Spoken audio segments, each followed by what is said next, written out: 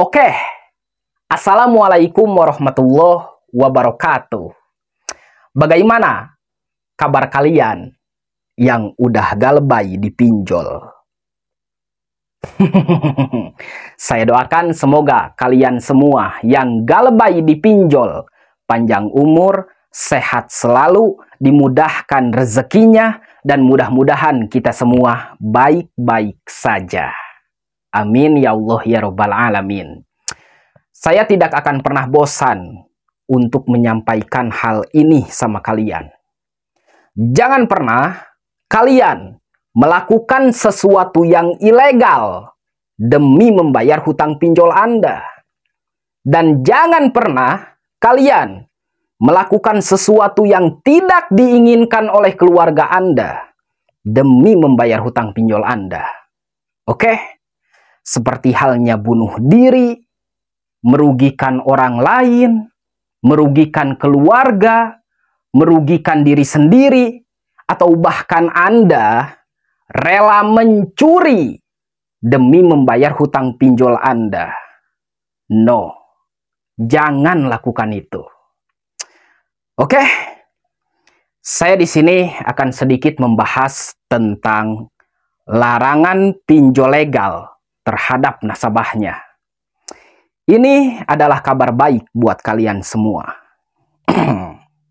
Tanpa basa-basi, mari kita bahas satu persatu. Yang pertama, jika pinjol legal tidak mengikuti atau mematuhi aturan yang sudah ditentukan oleh OJK, maka nasabah mempunyai hak untuk melaporkan pinjol tersebut kepada pihak kepolisian atau pihak OJK. Jadi kalau pinjol legal tidak mematuhi aturan dari OJK, maka kita sebagai nasabah mempunyai hak untuk melaporkan pinjol tersebut. Jadi jangan takut, laporin ke polisi atau laporin ke OJK. Oke? Yang kedua, jika pinjol legal mengancam, menghina, meneror nasabahnya, maka pinjol itu akan masuk ke dalam tindak pidana yang sudah ditentukan oleh hukum. Hehehe. Siapa nih di sini yang sering diteror, sering dihina, sering diancam oleh pinjol? Kalau kalian diancam, dihina, dan diteror, laporin ke polisi, laporin ke OJK, jangan takut. Oke, mulai sekarang jangan pernah takut lagi sama DC pinjol. Kalau mereka melanggar aturan dari OJK, laporkan. Winner mentality. Yang kedua, yang ketiga, jika pinjol legal mempunyai debt collector yang buruk, tidak beretika, menyerang secara fisik, dan membuat keributan di rumah nasabahnya, maka nasabah itu mempunyai hak untuk melaporkan debt collector ke kantor polisi terdekat. Jadi kalau ada DC lapangan yang datang ke rumah Anda, lalu mereka membuat keributan di rumah Anda, laporin. Ya. Kita sebagai nasabah raja, bro. Nasabah itu adalah raja. Kata siapa nasabah lemah? Nasabah harus bermental baja. Oke? Lu mau ribut di rumah gua laporin. Sebab gua adalah raja. Hehehe. Terus, yang keempat. Jika pinjol legal memberikan bunga di atas 100% pada nasabah yang sedang mengalami kredit macet atau bisa disebut galbay, maka nasabah mempunyai hak untuk melaporkan pinjol tersebut ke OJK. Jadi gini ya, buat kalian yang galbay 1 juta contohnya, tiba-tiba 3 tahun kemudian hutang Anda menjadi 3 juta.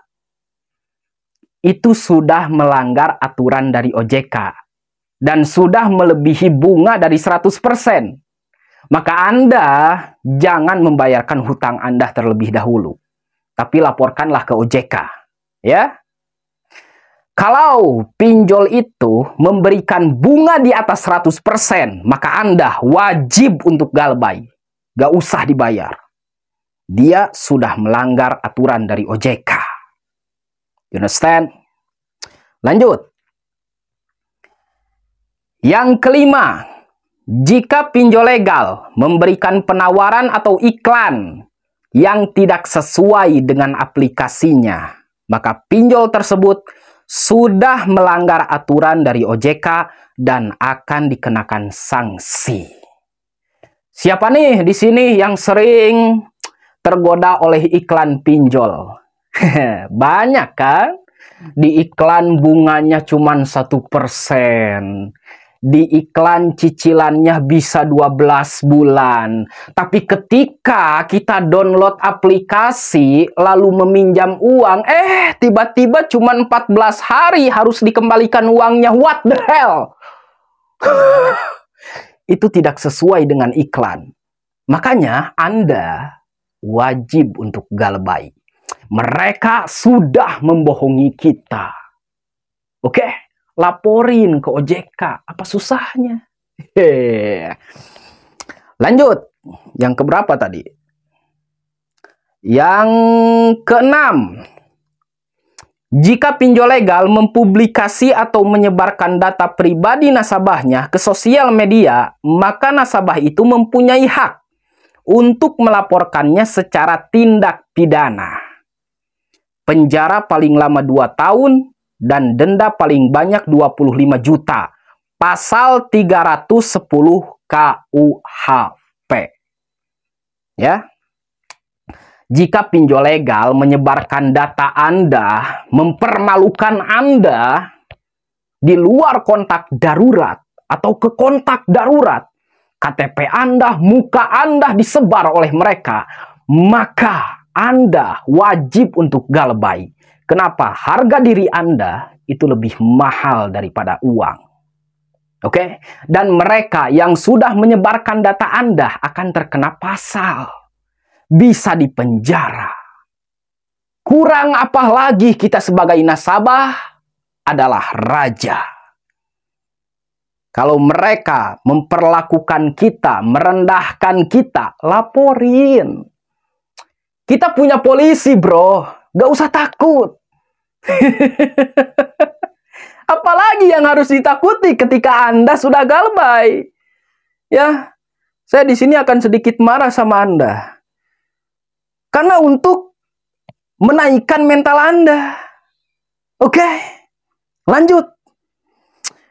Yang ketujuh, jika pinjol legal memaksa mempersulit nasabah untuk membayar tagihannya, maka nasabah punya hak untuk melaporkannya ke OJK.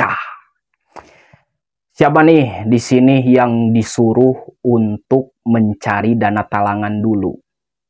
Pernah nggak kalian di WA, terus kalian bilang, maaf Pak, saya belum punya uang buat membayar utang di pinjol. Tiba-tiba DC pinjol itu bilang, ya udah, cari dana talangan dulu. Galih lubang, tutup lubang. Masih banyak kok aplikasi lain buat bayar hutang kamu. Nah, kalau DC pinjol sudah seperti itu, maka mereka memaksa Anda untuk galih lubang, tutup lubang demi membayar hutang pinjol Anda yang sebelumnya. Itu tidak diperbolehkan oleh OJK dan bisa merugikan diri Anda. Ya. Makanya kalau ada pinjol yang seperti itu, laporin ke OJK. Jadi WhatsApp Anda, SMS Anda, telepon Anda, jangan dulu dihapus. Simpan untuk bukti ketika Anda sudah melaporkan. Oke? Lanjut. Yang kedelapan, jika pinjol legal mempunyai debt collector yang mengambil barang berharga di rumah nasabahnya tanpa ada izin, maka itu sudah masuk ke dalam kategori pencurian. Dan nasabah mempunyai hak untuk melaporkan pada pihak yang berwajib. Jadi kalau ada DC lapangan, saya sebenarnya sudah membahas ini ya. Kalau ada DC lapangan yang mengambil barang berharga Anda di rumah seperti motor, mobil, TV, dan lain-lain, maka laporkan ke polisi. Itu sama halnya dengan mencuri. Karena Anda tidak mengizinkan. Tapi kalau Anda seperti ini nih, misalkan ada DC lapangan yang datang ke rumah Anda, lalu Anda berbicara, "Pak, bagaimana kalau TV buat bayar hutang?" Terus debt collector itu bilang, "Setuju." Nah, kalau itu nggak apa-apa, karena itu hak Anda, ya. Tapi kalau debt collector memaksa mengambil TV tanpa ada izin dari Anda, maka itu sudah termasuk maling. Laporin ke polisi, dan dia bisa dipenjara. Paham? Paham dong, masa enggak? Yang gak lebay harus paham. Lanjut. Yang kesembilan, jika pinjol legal melakukan sesuatu yang ilegal terhadap nasabahnya, seperti menyerang fisik, mempermalukan, mengancam keluarga nasabahnya, dan lain-lain, maka pinjol legal itu akan diberikan sanksi berat oleh OJK dan akan mendapatkan tindak pidana secara hukum. Jadi kalau ada pinjol legal yang namanya legal, terus mereka mengancam keluarga Anda, mempermalukan keluarga Anda, laporin. Laporin ke polisi, laporin ke OJK. Maka mereka akan dikenakan sanksi pidana. Oke. Yang terakhir, yang ke-10. Jika pinjol legal menagih utang nasabahnya melalui kontak darurat atau di luar kontak darurat, maka pinjol tersebut sudah melanggar aturan dari OJK. Siapa nih yang sering dihubungi kondar atau di luar kondar? Mereka sudah melanggar aturan dari OJK. Karena hutang nasabah itu tidak boleh ditagih ke kontak darurat, terkecuali kontak daruratnya dipakai buat info. Itu boleh, ya. Tapi kalau soal nagih hutang, jangan ke kontak darurat. Apalagi di luar kondar, Anda sudah melanggar aturan dari OJK. Wahai DC pinjol, apakah Anda baik-baik aja DC pinjol? Ini loh 10 aturan yang tidak boleh dilakukan oleh para DC pinjol terhadap nasabahnya. Oke? Jadi, kita sebagai nasabah Indonesia yang sudah terjerat oleh hutang pinjol, Anda harus bisa tersenyum, joget santai, goyangkan kepala, jangan panik, jangan stres, jangan depresi, apalagi Anda mau bunuh diri. Tolong, ya, jangan lakukan itu. Oke? Itulah 10 aturan baru. Semoga bermanfaat buat kalian. Segitu dari saya. Assalamualaikum warahmatullahi wabarakatuh.